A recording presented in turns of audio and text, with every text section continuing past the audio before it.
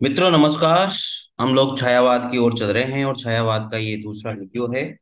और आज इसको फिनिश करने की पूरी कोशिश करूंगा, नहीं होगा तो फिर नेक्स्ट वीडियो में फिनिश कर देंगे साथ। चलिए, 251 नंबर का प्रश्न है छायावाद का। कुरुक्षेत्र के प्रथम सर्ग का प्रारंभ किस पंक्ति से होता है? आप सबको पता है कुरुक्षेत्र किसने लिखा था? एक प्रबंध काव्य है कुरुक्षेत्र, और ये रामधारी सिंह दिनकर के द्वारा लिखा गया था। कुरुक्षेत्र जो प्रबंध काव्य है, ये किसने लिखा था? रामधारी सिंह दिनकर ने लिखा था। तो कुरुक्षेत्र के प्रथम सर्ग का प्रारंभ जो है किस पंक्ति से होता है साथियों, आप सबको ध्यान होना चाहिए। वह कौन रोता है वहां, वह कौन रोता है वहां, बहुत फेमस है कुरुक्षेत्र, इसलिए पूछ लिया गया कि प्रथम सर्ग का जो प्रारंभ है वो किस पंक्ति से होता है। तो याद कर लीजिएगा आप, ठीक है। और याद ये भी रखिएगा कि कुरुक्षेत्र जो है प्रबंध काव्य है और किसने लिखा था? रामधारी सिंह दिनकर ने लिखा था मेरे मित्र। चलिए, अगला प्रश्न है 252 नंबर। कुरुक्षेत्र का जो मुख्य प्रतिपाद्य है वो क्या है? कुरुक्षेत्र का मुख्य प्रतिपाद्य क्या है? जब तक संसार में सद्भावना, शांति, समता और न्याय की प्रतिष्ठा नहीं होती तब तक युद्ध अनिवार्य है। यह इसका प्रतिपाद्य है, किसका? कुरुक्षेत्र का। बाकी तीनों ऑप्शन गलत है। जब तक संसार में सद्भावना, शांति, समता और न्याय की प्रतिष्ठा नहीं होती तब तक युद्ध अनिवार्य है। तो ये ऑप्शन इसका राइट हो जाएगा, ये है। राष्ट्रीय सांस्कृतिक चेतना के कवि रामधारी सिंह दिनकर के प्रमुख रचना कुरुक्षेत्र कौन से, कहाँ के? राष्ट्रीय सांस्कृतिक चेतना के कवि माने जाते हैं कौन? रामधारी सिंह दिनकर जी। कुरुक्षेत्र इन्होंने 1946 में लिखी एक प्रबंध काव्य है जिसका मुख्य प्रतिपाद्य है जब तक संसार में सद्भावना, शांति, समता और न्याय की प्रतिष्ठा नहीं होती तब तक युद्ध अनिवार्य है। उक्त ग्रंथ में महाभारत कथा के माध्यम से इस संदेश की प्रतिस्थापना की गई है। उक्त कथन में महाभारत का थोड़ा सा इसमें भाग लिया गया है। 253 नंबर का प्रश्न है, रश्मि लोक के रचयिता कौन है? रश्मि लोक के रचयिता भी रामधारी सिंह दिनकर ही है मित्रों। जो रश्मि लोक है 1974 में अनुवादित की गई थी, इसके रचयिता रामधारी सिंह दिनकर है। दिनकर द्वारा रचित अन्य काव्य ग्रंथ संचियता, सपनों का धुआं, रेणुका, हुंकार, रसवंती, सामधेनी और बापू, ये भी रामधारी सिंह दिनकर के द्वारा कृत काव्य ग्रंथ है। संचियती, सपनों का धुआं, रेणुका, हुंकार, रसवंती, सामधेनी और बापू। अगला प्रश्न है 254 नंबर का, दिनकर की किस कृति का कथानायक कर्ण रहा था? तो कौन सी कृति थी जिसका कथानायक कर्ण था? वो थी रश्मि रथी। कौन सी कृति थी? रश्मि रथी। वैसे पूरी की पूरी कृतियां कुरुक्षेत्र, परशुराम की प्रतीक्षा, रश्मि रथी, उर्वशी, ये सब जो है रामधारी सिंह दिनकर के द्वारा लिखी गई रचनाएं ये है। लेकिन रश्मि रथी का जो कथानायक था वो कौन था? कर्ण। ठीक है, याद हो जानी चाहिए आप लोगों को। राष्ट्रीय सांस्कृतिक चेतना तथा प्रगतिवादी कवि थे कौन? रामधारी सिंह दिनकर। ये बात भी नोट कर लेना। राष्ट्रीय सांस्कृतिक चेतना के और प्रगतिवादी कवि थे रामधारी सिंह दिनकर, याद हो जाएगा। जो रश्मि रति है वो 1952 ईस्वी में लिखी गई एक खंड काव्य के रूप में लिखी गई थी। किस रूप में? खंड काव्य के रूप में 1952 में। याद कर लेना। कुरुक्षेत्र जो है 1946 में एक प्रबंध काव्य के रूप में लिखा गया और जिसका कथानक युधिष्ठिर था। याद कर लेना बच्चों। रश्मि रति का जो कथानक है, जो कथानायक है वो कौन था? वो था कर्ण। ठीक है, और ये 1952 में लिखी गई थी एक खंड काव्य के रूप में। रामधारी सिंह दिनकर एक राष्ट्रीय सांस्कृतिक चेतना या प्रगतिवादी कवि माने जाते हैं। कुरुक्षेत्र रामधारी सिंह दिनकर के द्वारा 1946 में लिखी गई एक प्रबंध काव्य था जिसका कथानायक था कौन? युधिष्ठिर। कुरुक्षेत्र का, ठीक है। अगली बात आती है उर्वशी की। सारी इंपॉर्टेंट है इसलिए बता रहा हूँ। उर्वशी जो है 1951 ईस्वी में लिखी गई एक गीति नाट्य है और जिसका कथानायक है पुरुरवा। कौन है? पुरुरवा। कौन है? पुरुरवा। परशुराम की प्रतीक्षा 1963 में लिखी इनके द्वारा और जिसका कथानायक है ऋषि परशुराम जी। तो वेरी इंपॉर्टेंट क्वेश्चन साथियों। 254 नंबर का प्रश्न आपके जीवन के लिए बहुत इंपॉर्टेंट है, आपके एग्जाम के लिए बहुत इंपॉर्टेंट है, प्लीज आप इसे जरूर पढ़िएगा। ठीक है, 255 नंबर का प्रश्न है, रचना न तो दर्शन है और न किसी ज्ञानी के प्रौढ़ मस्तिष्क का चमत्कार है। रचना न तो दर्शन है, न किसी ज्ञानी के प्रौढ़ मस्तिष्क का चमत्कार है, यह तो अंततः एक साधारण मनुष्य का शंकाकुल हृदय ही है, जो मस्तिष्क के स्तर पर चढ़कर बोल रहा है। रामधारी सिंह दिनकर द्वारा कहा गया ये कथन उसके किस काव्य के संबंध में है साथियों?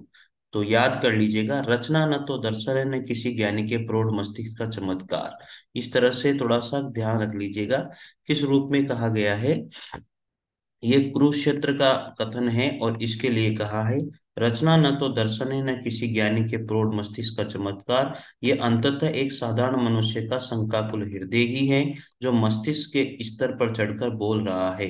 रामधारी सिंह दिनकर द्वारा कहा गया ये कथन उनकी काव्य रचना कुरुक्षेत्र, जो 1946 में लिखी गई थी, एक प्रबंध काव्य में लिखा गया था।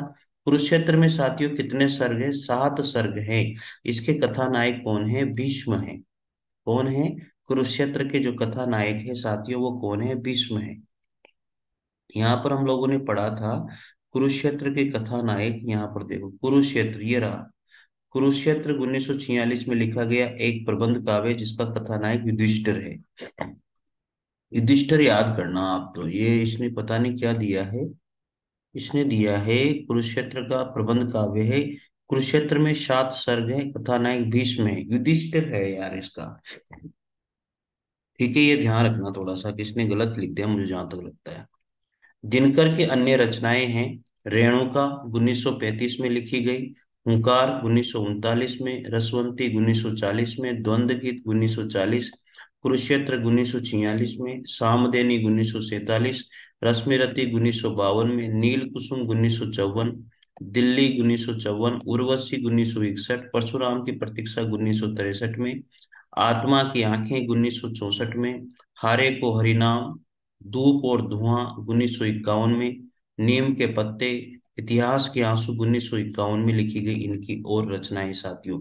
जहां पर भी आप लोगों ने लिखा हुआ है रामधारी सिंह दिनकर, वहां पर अगर इनमें से कोई भी रचना नहीं लिखी हुई तो प्लीज आप वहां नोट डाउन कर लीजिएगा। और सन के साथ दी हुई है, रेणुका, हुंकार, रसवंती, द्वंद्व गीत, कुरुक्षेत्र, सामदेनी, रश्मिरति, नील कुसुम, दिल्ली, उर्वशी, परशुराम की प्रतीक्षा, आत्मा की आंखें, हारे को हरिनाम, धूप और धुआं, नीम के पत्ते, इतिहास के आंसू। इस तरह से याद आपको हो जाएगी, 2 4 बार 5 बार पढ़ोगे ना तो याद हो जाएगी। जो सन है वो आप हर किसी का मत कीजिए, मेन मेन का कीजिए। जैसे कुरुश कुरुक्षेत्र का, रश्मि रति का, परशुर परशुराम की प्रतीक्षा की, इनके कर लीजिए। जैसे कुरुक्षेत्र 1946 में, रश्मि रति 1952 में, परशुराम की प्रतीक्षा 1963 में लिखी गई। इस तरह से याद हो जाएगा। 256 नंबर का प्रश्न है, कौन सी रचना रामधारी सिंह दिनकर की इनमें से नहीं है? अभी अभी हम लोगों ने पढ़ा है, रेणुका भी है, नीम के पत्ते भी है, दिल्ली भी है, तो ये पहला ऑप्शन गलत हो जाएगा। अध्यात्म चिंतन इनकी रचना नहीं है मित्रों। अभी अभी हम लोगों ने इनकी रचनाओं के बारे में पढ़ा है। बार बार आप लोग रिपीट कर करके पढ़िएगा जरूर से भी। 257 नंबर का प्रश्न है, रामधारी सिंह दिनकर की किस कृति को आधुनिक युग की गीता कहा जाता है? कौन सी कृति है जिसको आधुनिक युग की गीता कहा जाता है? रामधारी सिंह दिनकर की कौन सी कृति है जिसको हम आधुनिक युग की गीता कहते हैं? वो है साथियों कुरुक्षेत्र। वेरी इंपॉर्टेंट क्वेश्चन, बहुत मस्त प्रश्न है, बहुत जबरदस्त क्वेश्चन है साथियों। रामधारी सिंह दिनकर की कृति कुरुक्षेत्र को आधुनिक युग की गीता कहा गया है। कुरुक्षेत्र इनकी प्रसिद्ध कृति है। दिनकर की रचनाएं रेणुका, हुंकार, नील कुसुम, उर्वशी, सीपी और शंख, रश्मि लोक, आत्मा की आंखें, नीम के पत्ते, इतिहास के आंसू, ये बहुत सारी रचनाएं दिनकर के द्वारा लिखी गई है। ये हम लोगों ने ऊपर पढ़ ली थी। 258 नंबर का प्रश्न है, दो रहा समय के रथ का गर्गनाद सुनो, सिंहासन खाली करो कि जनता आती है। दो रहा समय के रथ का गर्गनाद सुनो, सिंहासन खाली करो कि जनता आती है। ये पंक्तियां किसकी कविता से उद्धृत की गई हैं? तो ये पंक्तियां साथियों रामधारी सिंह दिनकर की कविता से ही उद्धृत की गई है, ध्यान रखिएगा। दो रहा समय के रथ का गर्गनाद सुनो, सिंहासन खाली करो जनता आती है। ठीक है, तो ये रामधारी सिंह दिनकर की कविता से ली गई पंक्तियां हैं। तुमको ढूंढेगी पीड़ा, महादेवी वर्मा ने लिखी है। सखी वो मुझसे कह कर जाते, मिथिलेशन गुप्त ने लिखी है। ये शुद्धरांश से पंक्तियां ली गई है। साथियों थोड़ा सा दिखने में दिक्कत आ सकती है, 360 पर करके आप जरूर देखिएगा। वीडियो क्वालिटी, निम्नलिखित में से दिनकर की काव्य रचना नहीं है, इनमें से हुंकार, उर्वशी, चित्राज, कुरुक्षेत्र, चित्रधारा इनमें से जो है रामधारी सिंह दिनकर की काव्य रचना नहीं है मित्रों। कुरुक्षेत्र भी है, हुंकार भी, उर्वशी भी है, हम लोगों ने बहुत पढ़ी है। जो त्रिधारा है, चित्रधारा नहीं, त्रिधारा जो रचना है वो सुभद्रा कुमारी चौहान की रचना है। किसकी है? सुभद्रा कुमारी चौहान की त्रिधारा। रामधारी सिंह दिनकर की अन्य रचनाएं बार बार पढ़ने से याद हो जाती है, इसलिए पढ़ता हूँ। कुरुक्षेत्र, परशुराम की प्रतीक्षा, उर्वशी, रश्मिरथी, नीलकुसुम, रेणुका, हुंकार। दिनकर की गद्य रचनाएं यहाँ पर लिखी गई है। संस्कृति के 4 अध्याय, शुद्ध कविता की खोज और दिनकर की डायरी, ये गद्य रचनाएं हैं, आप इनको भी नोट कर लीजिएगा। 260 नंबर का प्रश्न है, अधेरे का कवि किसे कहा जाता है? अधेरे का कवि भी रामधारी सिंह दिनकर को ही कहा जाता है मित्रों। रामधारी सिंह दिनकर से एक भी प्रश्न बाहर नहीं जाएगा, इस मान के चलिएगा आप। अधेरे का कवि किसे कहा जाता है? रामधारी सिंह दिनकर को ही कहा जाता है। दिनकर जी का जो जन्म है वो 1908 ईस्वी में हुआ था। सिमरिया जिला मुंगेर बिहार में हुआ था। सिमरिया जिला मुंगेर बिहार में इनका जन्म हुआ 1908 में। ठीक है, याद कर लेना। बिहार सरकार के अधीन सब रजिस्ट्रार्ड राज्यसभा के सदस्य, भागलपुर विश्वविद्यालय के उपकुलपति तथा भारत सरकार हिंदी के सलाहकार भी ये रहे थे। 261 नंबर का प्रश्न है, रामधारी सिंह दिनकर की काव्य कृति कौन सी है?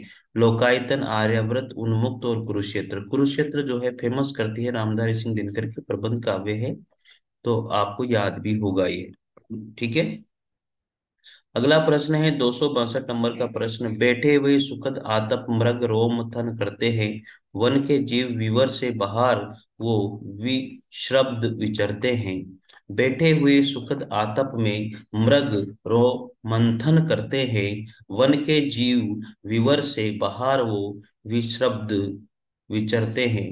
उपयुक्त पंक्तियां किसका वर्णन किया गया है? उपयुक्त पंक्तियों में जो है मित्रों, देख लेते हैं, गलत नहीं होना चाहिए, सी ऑप्शन है। इसमें सी ऑप्शन आ जाएगा।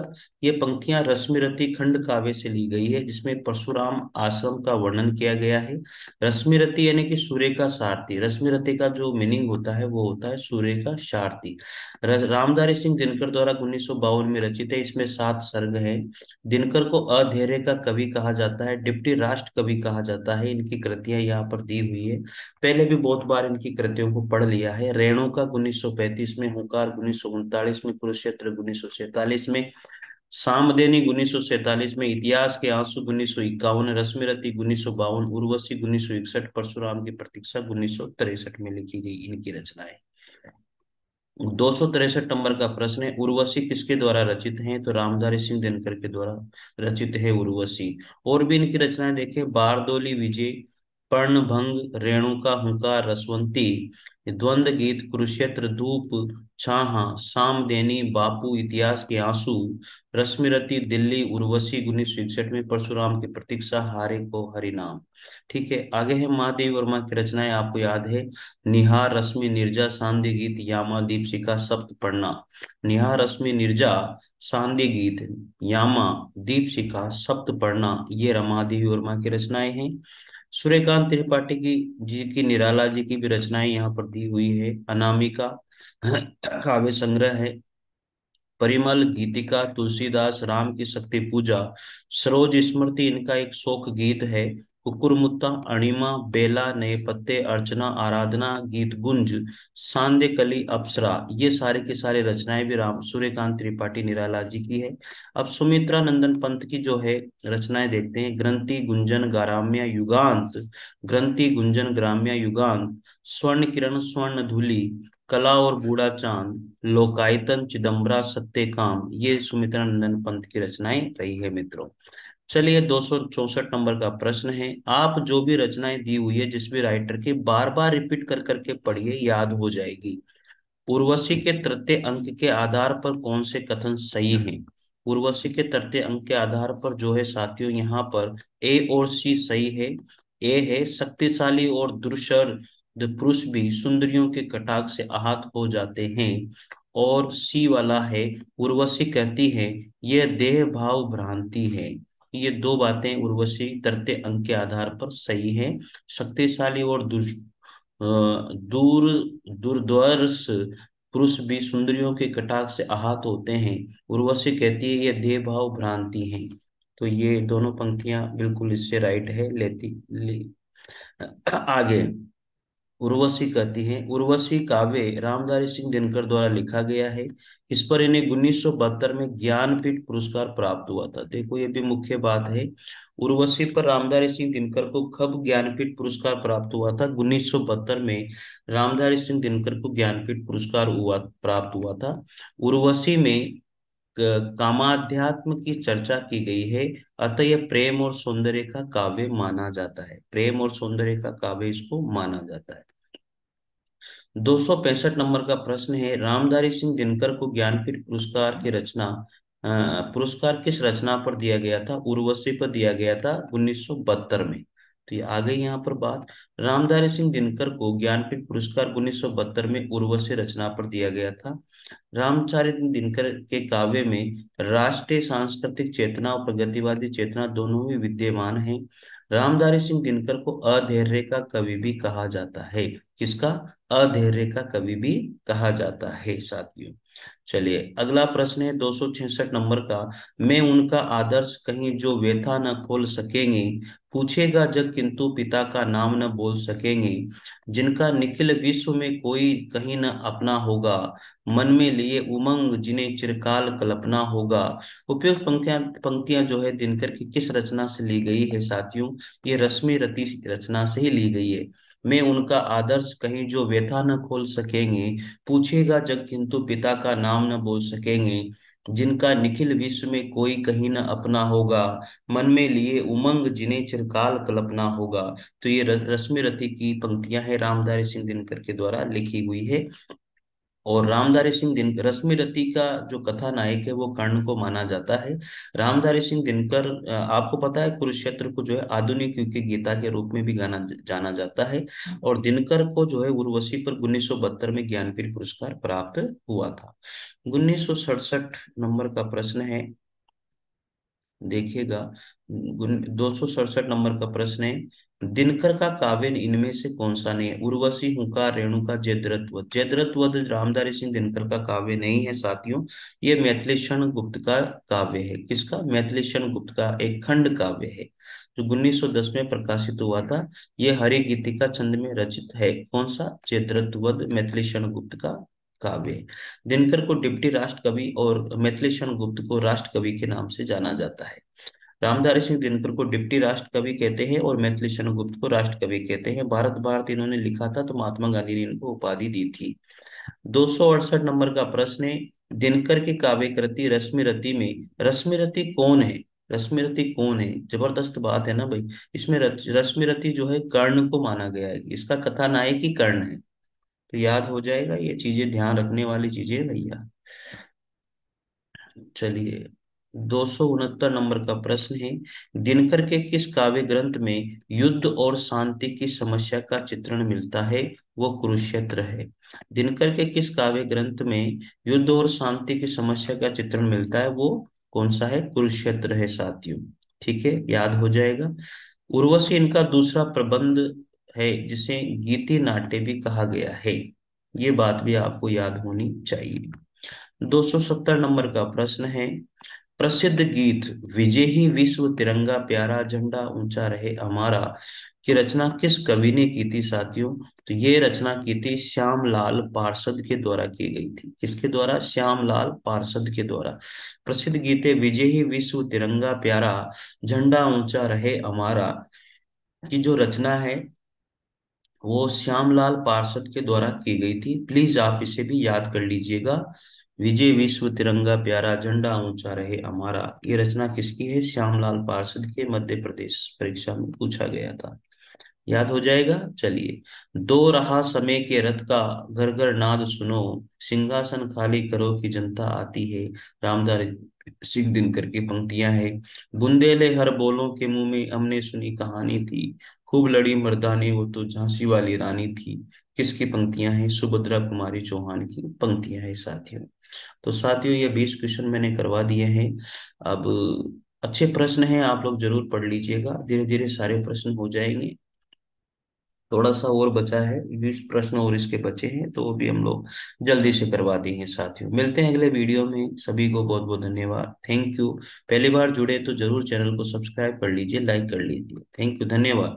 और इसके पीडीएफ आपको जो है बहुत सारे पीडीएफ में डाल चुका हूँ, डिस्क्रिप्शन में लिंक मिल जाएगा टेलीग्राम का, वहां मिल जाएगा। Thank you.